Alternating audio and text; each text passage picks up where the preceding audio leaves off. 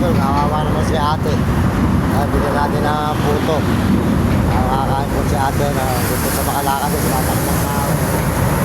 Kawawa naman po si ate. Puto na idol.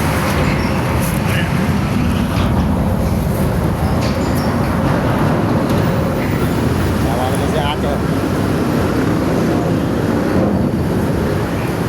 Salamat. Hindi ka makalakad ate. Kumain na ako, kuya. Kumain ka na. Mga idol.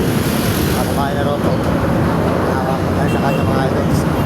Ito naman po yung kalagayan na. Ito sa makalakad mga idol. Kasi po baldado. Nakakawa po, baldado po si ate. Bilay, ayan. Aksidente ka ba? Nagkatako, konti. Ay ba't di ka pinagamot? Di ka pinagamot? Tinakasan ka? Di ka pinagamot? Ibili pa lang yan. Pinagamot ka? Ha? Pinagamot ka? Ayun. Wala. Kawawa naman po si ate. Pilay po pala mga idol. Wala ko lang slide ko. Natsagasaan po na si ate. Natsagasaan po sa mga idol. Yan. Kawawa naman po. Lakad na naman po. Hindi makalakad. Ayan, ang ating kababayan dito sa may ano yan. Pero po ay natsagasaan po na sasakyan. Tinakbuhan doon po. Ayan si ate. Ayan, makita po niya. Naglalakad. Medyo pilay po mga idol. Yan. Hindi po makalakad si ate dito mga idol. Kaya po, kawawa naman mga idol. Ayan mga idol yan. Hindi po makalakad talaga si ate mga idol. Kawawa po ito si ate.